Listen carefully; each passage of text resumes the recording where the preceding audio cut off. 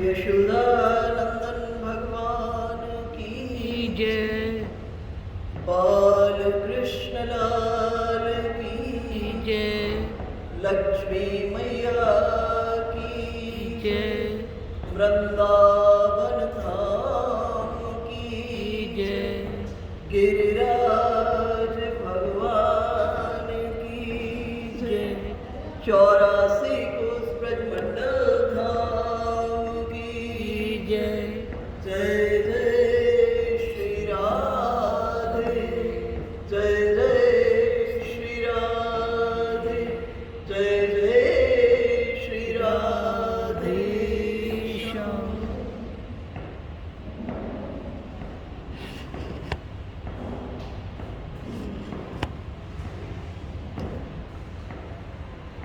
प्रातःकालीन चिंतन। पूर्व कई दिनों से हम चर्चा कर रहे हैं भक्ति क्या है और भक्ति कितने प्रकार की है। तो हम चर्चा कर रहे थे भक्ति है क्या। अगर कोई आपसे ये प्रश्न करे कि भक्ति क्या है, तो भक्ति के सही स्वरूप का ज्ञान तो होना चाहिए, तो आप किसी को बता सकेंगे कि भक्ति है क्या। देखो, भक्ति संस्कृत की भज धातु से उत्पत्तित निष्पत्तित शब्द है, जिसका अर्थ है सेवा करना। अब प्रश्न उठा, किसकी सेवा करना। प्रश्न उठा, किसकी सेवा करना। तो शास्त्रों ने कहा भगवान की सेवा करना। फिर प्रश्न उठता है कि भगवान को सेवा करने के लिए खोजने कहाँ जाएंगे। भगवान को सेवा करने के लिए खोजने कहाँ जाएंगे। तो इसका जवाब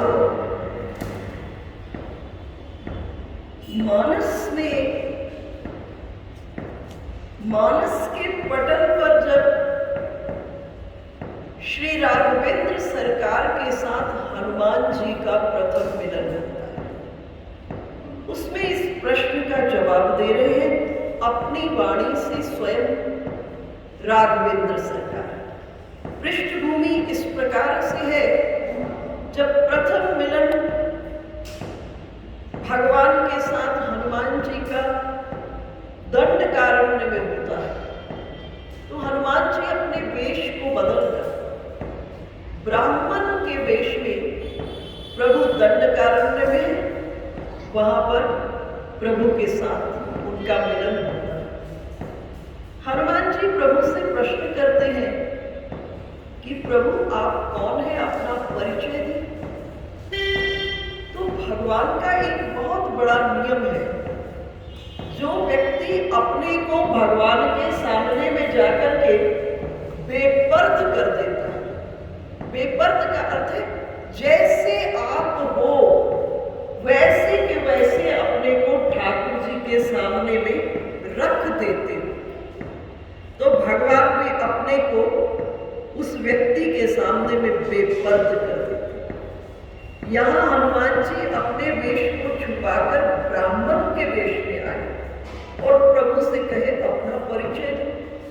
तो भगवान भी हनुमान जी को यहाँ अपने ब्रह्मैक स्वरूप का परिचय नहीं कराया, अपने ब्रह्मैक स्वरूप का परिचय नहीं कराया। क्या परिचय दिए? कौशलेश दशरथ के जाए हम पितुमात वचन बतलाए। हम कौशल्या और दशरथ के पुत्र हैं, माता पिता के वचन की रक्षा के लिए वन में आए, और वन में आने पर राक्षसों ने वैदेही का अर्थात सीता जी का, जानकी जी का हरण कर दिया। हे विप्रदेव, हम उन्हें ही खोज रहे हैं। हनुमान जी जान गए प्रभु अंतर्यामी है, प्रभु घट वासी है, प्रभु जान गए मैं कौन हूं। इसलिए प्रभु ने अपने ब्रह्मैक स्वरूप का परिचय दिया। अपने स्वरूप का परिचय देने के बाद श्री राम हनुमान जी को कहे, हे विप्रदेव, मैंने तो अपना परिचय दे दिया, अब आप भी अपना परिचय दें, अपनी कथा सुनाएं। मैंने अपनी कथा सुना दी। तो हनुमान जी क्या बोले? इक में मंद मोह बस, कुटिल हृदय अज्ञान, पुनि प्रभु बोधि विसारे, दीन बंधु भगवान। प्रभु एक तो मैं मंद, दूसरा मैं मोह में फंसा हूं, तीसरा मेरा हृदय भी बड़ा कुटिल है, चौथा मैं अज्ञानी हूं, लेकिन पुनि प्रभु मोहि विसारे। लेकिन प्रभु आप तो घट-घट वासी हैं, आप तो अंतर्यामी हैं, आपने मुझे बुला दिया, आप मुझसे पूछ रहे हैं मैं कौन हूं? प्रभु आप तो अंतर्यामी हैं, घट-घट वासी हैं। ये कहकर के हनुमान जी श्री राम के चरणों में लुंठित हो गए। भगवान ने हनुमान जी को उठाया और उठाकर छाती से लगाया, और छाती से लगाकर मेरे दृष्टिकोण में ये रामायण का सबसे बड़ा उपदेश है। इससे बड़ा उपदेश रामायण में नहीं दिखाई देता।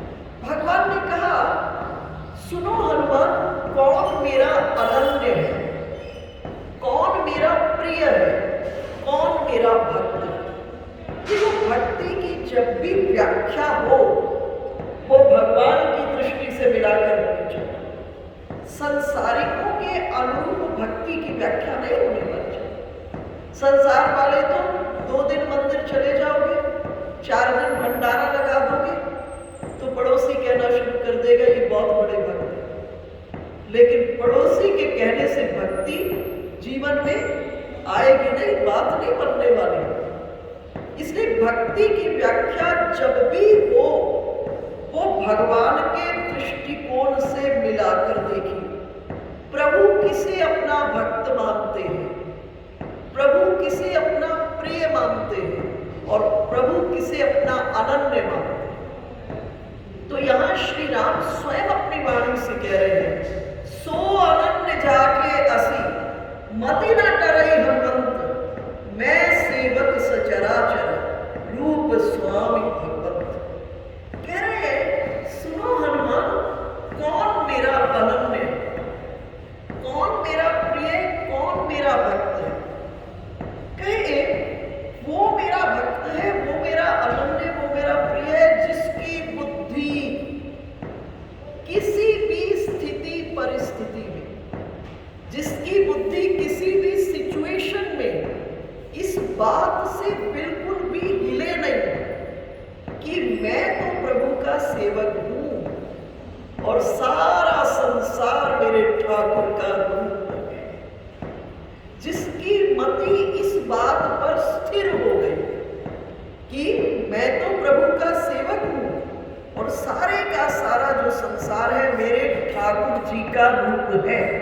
मुझे लगता है ये जो भगवान की द्वारा स्वयं वर्णन किया गया है, अगर ये हमारे जीवन में आचरण के प्लेटफॉर्म पर आ जाए तो जो सुख, जो आनंद योगियों को समाधि में प्राप्त होता है वो घर गृहस्थी में साधारण कामकाज करते हुए वही आनंद की प्राप्ति हो जाएगी, वही आनंद की प्राप्ति हो जाएगी। इस उदाहरण को जो भगवान ने व्याख्या की है, कौन मेरा प्रिय है, इसको अपने घर बार से शुरू करें, अपने घर से शुरू करें। घर में 4-5 लोग होते हैं ना, उनके प्रति ये भाव रखो।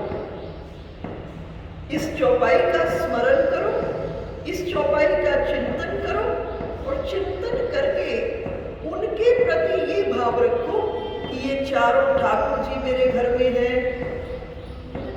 जब ये भाव स्थिर हो जाएगा तो कैसे क्रोध कर पाएंगे, कैसे द्वेष कर पाएंगे, कैसे अहंकार कर पाएंगे, कैसे मद मात्सर्य जीवन में आएगा। और जब चार के प्रति ये भाव स्थिर हो जाएगा तो फिर पूरी की पूरी समष्टि में, पूरी की पूरी प्रकृति में, पूरे के पूरे ब्रह्मांड में, कण-कण में और क्षण-क्षण में वो ठाकुर जी का दर्शन होने लगेगा। इसकी बहुत सुंदर पुष्टि है नामदेव जी के उदाहरण के माध्यम से। नामदेव जी एक बार 50 संतों के काफिले के साथ हरिद्वार से रामेश्वरम जल चढ़ाने के लिए चले। जब जा रहे थे उस जमाने में नंगे पांव, जेठ आषाढ़ की गर्मी में नंगे पांव हरिद्वार से जलपात्र में जल भरे और भर करके चल दिए कहां? रामेश्वर के। और जब रामेश्वरम से 24 किलोमीटर दूर थे, दृष्टि पड़ी एक गधे पर। गधा प्यास के कारण तड़प रहा था, उसकी जीभ बाहर निकली हुई थी, जल के कारण बड़ा व्याकुल था। और जैसे ही देखा नामदेव जी ने, नामदेव जी क्या बोले? हे रामेश्वर देव। आप सोच रहे होंगे कि नामदेव चलता चलता थक गया होगा। नामदेव को इस रूप में दर्शन देने आ गए। जलपात्र को खोले और सारे का सारा जल उसके गधे के मुख में उड़े हुए। लेकिन नामदेव जी गधे को जल नहीं पिला रहे। किसको पिला रहे हैं? श्री राम के द्वारा वर्णित उस चौपाई का चिंतन करते हुए रामेश्वर देव को जल पिला रहे। इधर जो 50 संतों का काफिला था, उन्होंने कहा नामदेव तो बड़ा मूर्ख निकला, इतनी दूर से जल ला रहा था और गधे को पिलाता। अब दृष्टि में नामदेव जी की दृष्टि में रूपांतरण हो गया था। नामदेव जी की दृष्टि के भीतर में परिवर्तन हो चुका था। नामदेव जी किसको जल पिलाए? गधे को नहीं। श्री राम के द्वारा वर्णित चौपाई में मैं सेवक सचराचर रूप स्वामी भगवंत रामेश्वर देव को जल पिलाए। इधर भगवान रामेश्वर देव की सेवा में जो अर्चक थे, जो पुजारी थे, उनको आज रात्रि के भीतर में महादेव ने दर्शन दिए। महादेव ने कहा कल मेरा परम भक्त नामदेव आ रहा है, और जब नामदेव आए ना, उसका खूब स्वागत करना, खूब उसका सत्कार करना, और नामदेव को कहना उसके द्वारा दिया गया जल मैंने 24 किलोमीटर पहले स्वीकार कर लिया। और जैसे ही नामदेव जी सुबह पहुंचे, 50 संतों के काफिले के साथ पुजारियों ने जय घोष करना प्रारंभ कर दिया, पुष्पों की वृष्टि करना प्रारंभ कर दिया और दंडवत प्रणाम करना प्रारंभ कर दिया। नामदेव जी ने मैं साधारण इंसान और आप निरंतर महादेव की सेवा में रहने वाले मुझको इस प्रकार से दंडवत क्यों कर रहे हो? नामदेव जी को पुजारियों ने कहा हमारी कई पीढ़ियां महादेव की पूजा करते करते बीत गई है, चली गई है। आज आपकी कृपा से हमें महादेव का दर्शन हुआ, और महादेव ने कहा है आपके द्वारा दिया गया जल मैंने 24 किलोमीटर पहले स्वीकार कर लिया। तो भक्ति का अर्थ क्या है? सेवा। और किसकी सेवा? ठाकुर जी की सेवा। ठाकुर जी को कहाँ खोजोगे? किसी सूफी शायर ने बहुत सुंदर कहा है, कौन सी जगह है जहां जलवाए माशूक नहीं, शौके दीदार है तो नजर पैदा कर। भगवान की इस चौपाई का बार बार चिंतन करें, और अपने जीवन में जब अपने मार्ग से भटके तो बार बार इस चौपाई का चिंतन करें, और अपनी वृत्ति के माध्यम से संसार के प्रत्येक जीव में प्रभु के दर्शन का चिंतन करने लगे। दूसरे शब्दों में सरल कहूंगी कि भक्ति का अर्थ क्या है? भक्ति का अर्थ है परमात्मा के द्वारा तुम्हारी खोज। परमात्मा के द्वारा तुम्हारी खोज। हम नहीं ठाकुर जी को खोज सकते। कभी अंधा आंख वाले को खोज सकता है? नहीं खोज सकता। तो भक्ति का अर्थ है परमात्मा के द्वारा तुम्हारी खोज। लेकिन वो कब तुम्हें खोजेगा? आपने छोटे बच्चे को देखा होगा, छोटा बच्चा जो बिस्तर में लेटा है, जन्मा है, अभी चल फिर नहीं सकता। जब उसे भूख लगती है, प्यास लगती है, तो लेटे लेटे बिस्तर पर अपनी माँ को पुकारता है, चीख पुकार करता है, रोता है, चीखता है। जब चीख पुकार करता है तो उसकी पुकार की आवाज माँ के कान में पड़ती है। माँ के कान में पड़ी होती है तो माँ दौड़ी हुई आती है। इसी तरह जब प्राणों से प्रभु को पुकारते हैं तो ठाकुर जी दौड़े हुए आते हैं। आपने जितनी कथाएं सुनी होंगी यही सुना होगा। 5 वर्ष के ध्रुव ने पुकारा, ठाकुर जी दौड़े हुए आ रहे हैं। प्रहलाद पुकार रहे हैं, ठाकुर जी दौड़े हुए आ रहे हैं। द्रौपदी पुकार रही है, ठाकुर जी दौड़े हुए आ रहे हैं। और धन्ना जट भी पुकार रहा है तो प्रभु दौड़े हुए आ रहे हैं। इसका मतलब भक्ति का अर्थ, दूसरा अर्थ क्या है? परमात्मा के द्वारा तुम्हारी पूज। पर वो कब पूजेगा? जब प्राणों से आप उसको पुकारोगे। आपकी पुकार को सुनकर के भगवान अपने बैकुंठ से आपके भाव के फावड़े पर चलकर आपके सामने में उपस्थित हो जाए। तो हम चर्चा कर रहे थे 2 प्रकार की भक्ति, वैधि भक्ति और रागानुगा भक्ति। रागानुगा भक्ति के हमने कई अंगों की चर्चा की। प्रथम श्रवण, श्रवण के बाद कीर्तन और कीर्तन के बाद स्मरण। श्रवण बाहर से भीतर होता है, कीर्तन भीतर से बाहर होता है। जब कीर्तन पुष्ट होता है जीवन में तो उसका फल क्या है? स्मरण होता है। और जब स्मरण जीवन के भीतर में पक्का हो जाता है, मैंने कहा स्मरण को याद करना नहीं कहते, याद हम उसको करते जिसको हम भूल चुके। स्मरण का अर्थ है कि प्रभु के प्रेम में इस प्रकार से डूब गए कि प्रभु का जो भाव के भीतर में प्रभु की लीला का हम निरंतर दर्शन करते हैं। तो तब स्मरण जो है वो जीवन में घटित होता है, अर्थात प्रभु का प्रेम हमारे भीतर में प्रवाहित होने लगता है। याद नहीं करना पड़ता, प्रभु की स्मृति की अनेकों लीलाएं हमारे भीतर में प्रवाहमान होती है, प्रवाहित होती है। और जब स्मरण घटित होता है तो 3 चीजें होती हैं। क्या? पाद सेवन, अर्चनम, वंदनम। 3 चीजें होती हैं। पाद सेवन का अर्थ होता है प्रभु की आश्रय में आप चले जाते हैं और प्रभु की सेवा में अपने को प्रस्तुत करते हैं। प्रभु के आश्रय को ग्रहण करना, केवल प्रभु के आश्रय को ग्रहण करना, और प्रभु के आश्रय को ग्रहण करके हम उनकी सेवा के भीतर में चले जाते हैं। ठीक है? जब पाद सेवन का वास्तविक अर्थ क्या है? पाद सेवन का अर्थ केवल चरण दबाना नहीं है। पाद सेवन है प्रभु के चरणों का आश्रय ग्रहण करना, प्रभु के चरणों का आश्रय ग्रहण करके उनकी सेवा में प्रवेश कर जाना।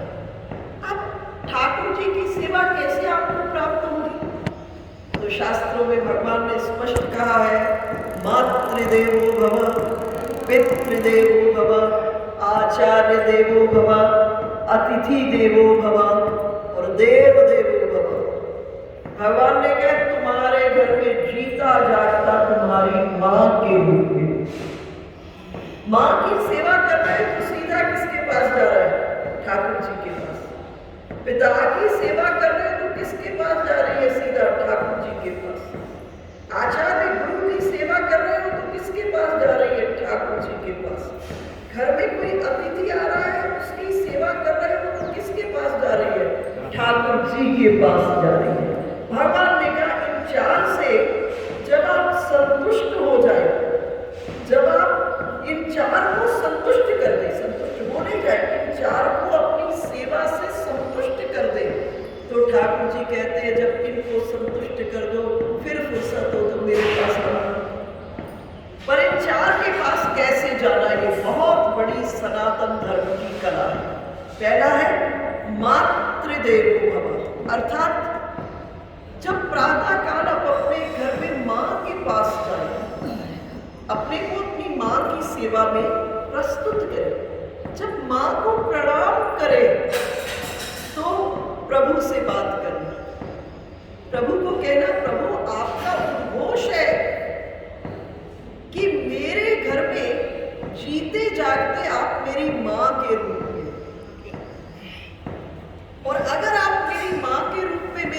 में जीते जागते हो, तो प्रभु मुझे मेरी इस माँ के 5 भौतिक शरीर में से दर्शन दो।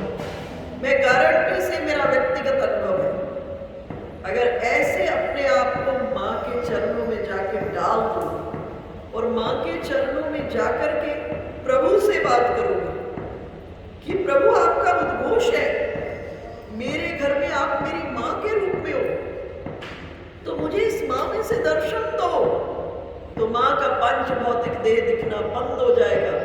उसी माँ में से ठाकुर जी का दर्शन होना प्रारंभ हो जाएगा।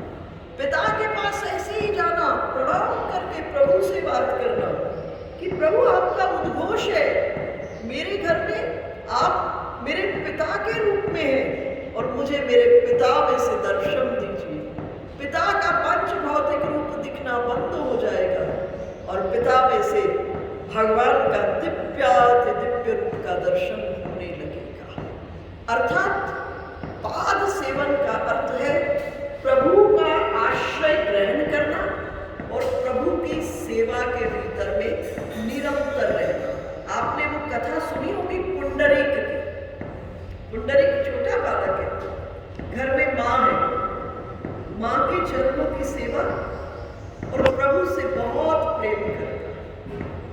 आज सायंकाल में माँ के चरण दबा रहा है और अंतर मन से, हाथों से माँ के चरण दबा रहा है, अंतर मन से प्रभु के इस उद्घोष का चिंतन कर रहा है कि प्रभु मेरी माँ के रूप में इस घर में आप ही तो हैं।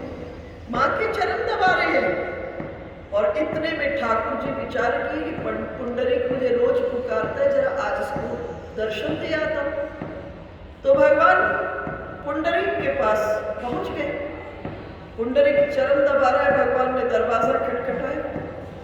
पुंडरीक ने कहा भीतर चले आओ। दरवाजा ढका हुआ था, भगवान ने दरवाजे को धक्का दिया, भीतर प्रवेश किए। भीतर प्रभु प्रवेश किए तो देखे पुंडरीक माँ के चरण दबा रहे और पुंडरीक ने पीछे घूमकर ठाकुर जी की ओर नहीं देखा, माँ के ही चरण दबा रहा है। भगवान ने कहा पुंडरीक तू मुझे रोज पुकारता था, आज मैं तुझे दर्शन देने के लिए आया हूँ। पुंडरीक ने कहा ठाकुर बड़े बेवक्त आ गए हो, बड़े बेवक्त दर्शन देने आ गए हो, देख नहीं रहे हो मैं माँ की सेवा कर रहा हूँ। और इस जगह भगवान ने कहा पुंडरीक जब जीव बहुत बड़ा जप करता है, तप करता है, योग करता है, साधना सिद्धि में परिवर्तित होती है, तब मेरी प्राप्ति होती है और मैं तुझे दर्शन देने आया हूं। पुंडरीक ने कहा ठाकुर उसके पास एक ईंट पड़ी थी, उस ईंट को पीछे खिसका दिया, कहा इस पर बैठ जाओ। और कोई बड़ी व्यवस्था तो थी नहीं, ईंट थी, ईंट को पीछे खिसका दिया, भगवान की ओर नहीं भी देखा, पीछे खिसका दिया, कहा ठाकुर बैठ जाओ, जरा माँ की सेवा से मैं उपराम हो जाऊं, मैं की सेवा से माँ को संतुष्ट कर दूं। और जैसे ही कहा भगवान उसकी माँ की सेवा करते हुए देखकर उसके इस भाव पर रीझ गए और भगवान उस ईंट पर खड़े ही रह गए। आज भी महाराष्ट्र में आप विठोबा के दर्शन करने जाओगे तो वो ईंट पर ही खड़े होंगे। तो आपके घर में भगवान के पाद सेवन का अर्थ क्या है कि भगवान का आश्रय ग्रहण करके प्रभु की सेवा के भीतर में प्रवेश कर जाना। प्रभु को आश्रय केवल परमात्मा का लेना। और भगवान ने कहा इतने रूपों में मैं तुम्हारे घर में हूँ। आश्रय केवल ठाकुर जी का लेना, आश्रय संसार का नहीं लेना, लेकिन इतने रूपों में आपको सेवा के भीतर में अपने आप को लगाना है। तो पाद सेवन, अर्चनम, वंदन। अर्चनम का अर्थ क्या है?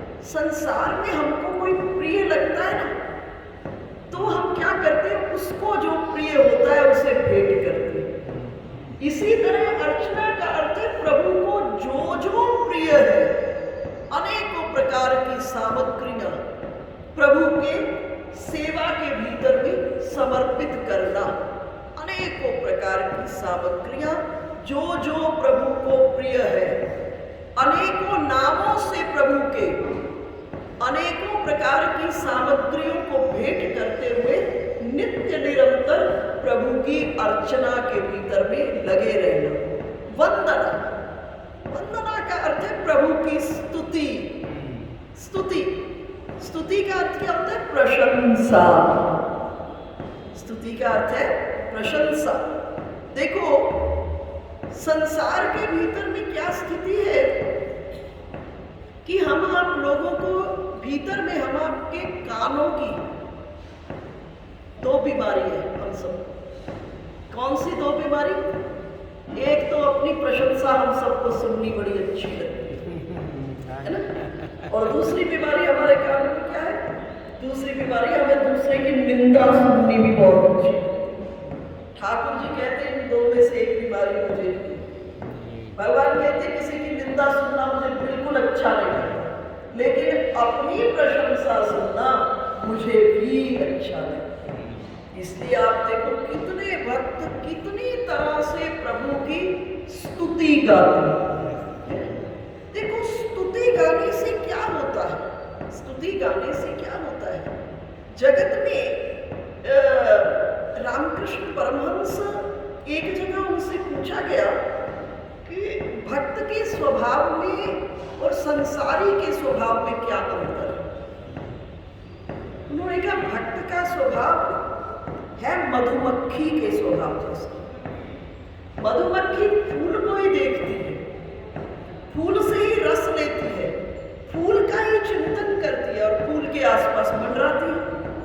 और पूछा जो घर संसारी का स्वभाव कैसा होता है? बोले घर की मक्खी जैसा। घर की मक्खी पूजा के लिए जो चंदन घिसता है उस पर भी बैठ जाती है, लेकिन वहां से उड़ करके विष्ठा और गंदगी पर भी बैठ जाती है। लेकिन भगवान का भक्त गंदगी पर जाकर के कभी नहीं बैठता। उसका स्वभाव कैसा है? मधुमक्खी जैसा। मधुमक्खी निरंतर पुष्प का चिंतन करती है, पुष्प को देखती है, पुष्प के आसपास मंडराती है। इसी तरह से भगवान का भक्त भी क्या है? अपने ठाकुर जी के आसपास मंडराता है। देखो अगर ठाकुर जी के आसपास हम आप रहेंगे तो कभी तो प्रभु की दृष्टि हम पर पड़ेगी कि नहीं पड़ेगी। इसलिए सदैव प्रभु के आसपास मंडराते रहो। हमारे अंदर कोई गुण नहीं है, कोई प्रतिभा नहीं है, कुछ नहीं है, लेकिन प्रभु के आसपास मंडराते रहेंगे ना तो प्रभु की दृष्टि निश्चित ही पड़ेगी। तो भगवान का भक्त क्या होता है? उसका स्वभाव कैसे? निरंतर प्रभु के आसपास मंडराता रहता है, जैसे भौरा मंडराता रहता है। वैसे भगवान के भक्त का मन प्रभु के चरणों में मंडराता रहता है, भौरे के समान। ठीक है, वो अपने जीवन का आश्रय भी उसके भगवान ही है। अपने जीवन यापन के लिए उसे जो आवश्यकता है वो भी प्रभु से ही प्राप्त करने की इच्छा रखता है, संसार से नहीं रखता है। समझे? तो वंदना, अर्चना, वंदना। वंदना का अर्थ है स्तुति। दो चीज है वंदना में, एक है स्तुति और उसके बाद आराधना। स्तुति और आराधना। स्तुति प्रारंभ करते हैं, जैसे हम बाल्यकाल में स्कूल में पढ़ने जाते हैं तो स्कूल में प्रार्थनाओं में स्तुति होती है। किसकी स्तुति होती? सरस्वती माता की स्तुति होती। स्कूल में जाओगे ना तो सरस्वती देवी की प्रार्थना होगी, ज्ञान की देवी है। जब हम उनकी स्तुति करेंगे तो वो हमको क्या देंगे? हमको ज्ञान देंगे। आप लोग गाते हो या कुंदेंदु तुषारहार धवला या शुभ्र वस्त्रावृता, है ना? गाते हो कि नहीं? तो उससे सरस्वती देवी प्रसन्न होती है और प्रसन्न होकर के एक चीज और होती है स्तुति से। स्तुति से जिनकी आप स्तुति करते हैं उनके प्रति का भाव आपके हृदय में बनता है। स्तुति जब करते हो तो उनका रूप आपके सामने में प्रकट होता है। अब आप भगवान श्री कृष्ण की स्तुति करते हैं, क्या कहते हैं? कस्तूरी तिलकम ललाट पटले। अब खाली मुंह के तल पर गाओगे तो मजा नहीं है ना। कस्तूरी तिलकम ललाट पटले, मन के आंख के सामने में भगवान का रूप प्रकट हो जाएगा और माथे पर कस्तूरी का तिलक लगा। कस्तूरी दिल के ललाट तिलकम ललाट वक्षस्थले कौस्तुभ, वक्षस्थल पर दिव्यमान करते हुए कौस्तुभ बने, नासाग्रे वरमोक्तिकम, नासिका के आगे भाग में भगवान ने यहाँ पर सुंदर मोती का छोटा सा नत्थ जैसा पहना, मोती पहना हुआ है, नासाग्रे है ना। करतले वेणु, हाथ में भगवान ने वेणु, करे कंकणम, हाथ में कंगन पहने, सर्वांगे हरिचंदनम, पूरे शरीर में ऊपर से नीचे तक प्रभु ने चंदन हरिचंदन लगा हुआ है, सर्वांगे हरिचंदनम सुललितम, कंठे च मुक्तावली, गले के भीतर में भगवान ने कंठ के अंदर मुक्ता अर्थात मोतियों की सुंदर सुंदर माला पहनी, गोपा स्त्री परिवेश विदो विजयते, गोपाल चूड़ामणि, गोपियों को जो मुक्ति देने वाले हैं वैसे कृष्ण, उनकी एक मुस्कुराहट से गोपियां कहाँ पहुंच जाती हैं, श्री कृष्ण के चरणों में पहुंचकर ब्रह्म रस का आस्वादन प्राप्त कर देती है, क्योंकि ब्रह्म ही वहां पर है। और गोपाल चूड़ामणि, हे गोपाल जय जय जय।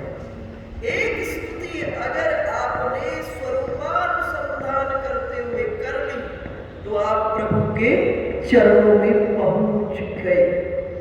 तो स्तुति जब भी करे, खाली स्तुति वाणी के तल पर ठीक है, कुछ ना करने से ये भी अच्छा, लेकिन अगर ब्रह्म रस का आस्वादन करना चाहते हो तो जो स्तुति कर रहे हो उस स्थिति को भाव के पटल पर दर्शन करना प्रारंभ करो।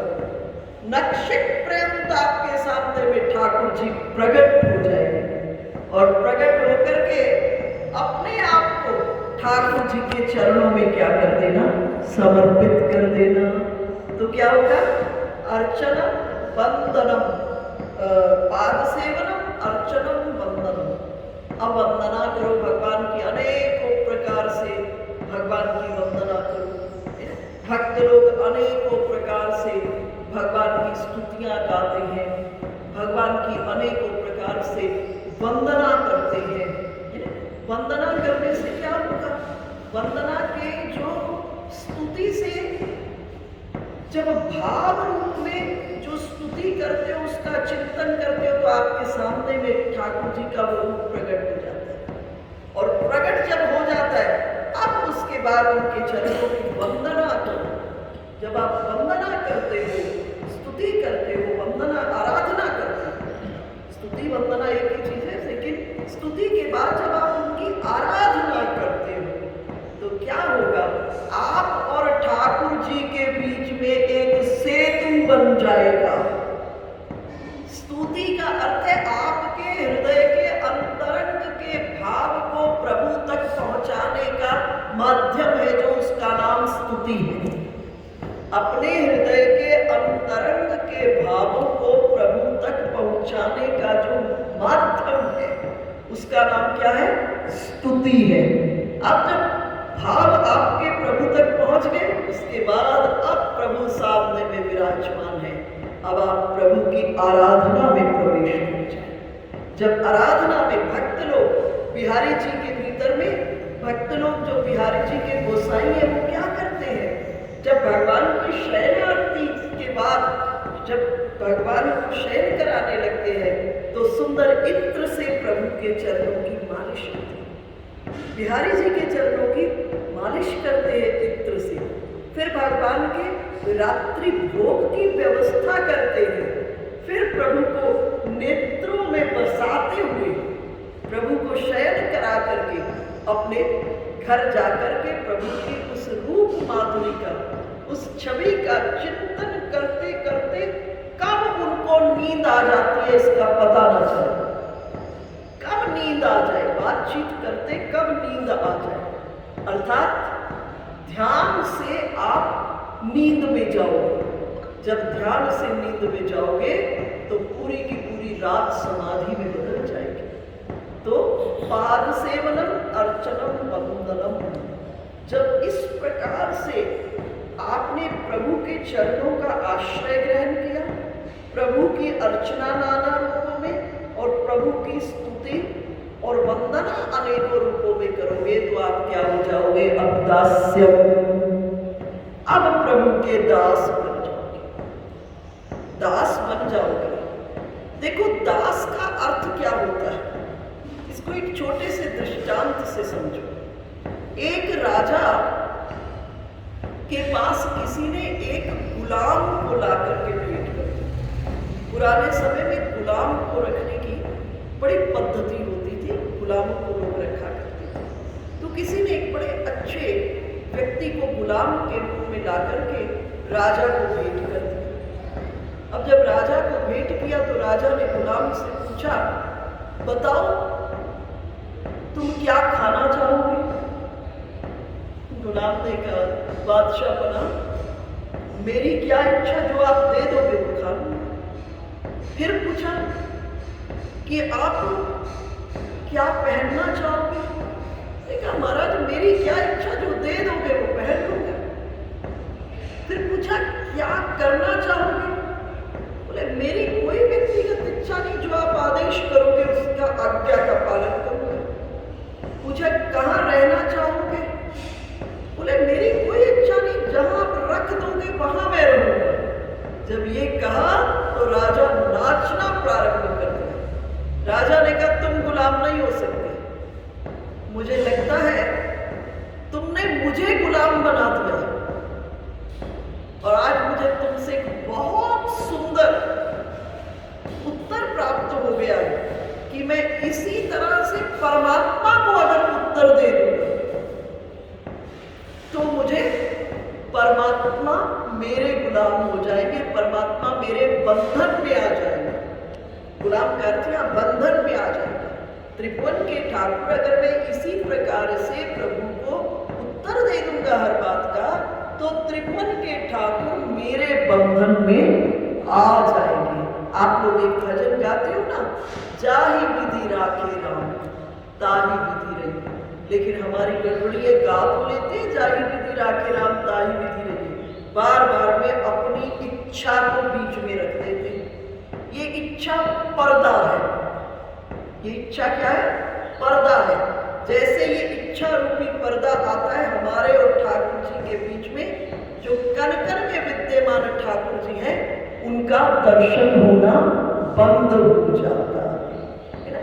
गोपियां निरंतर पाद सेवन अर्चनम और वंदना में थी, लेकिन ये सब होते हुए भगवान की सख्य थी गोपियां, सखा रूप में थी गोपियां, लेकिन गोपियां ये सब होते हुए वो सुंदर घड़ी आ गई।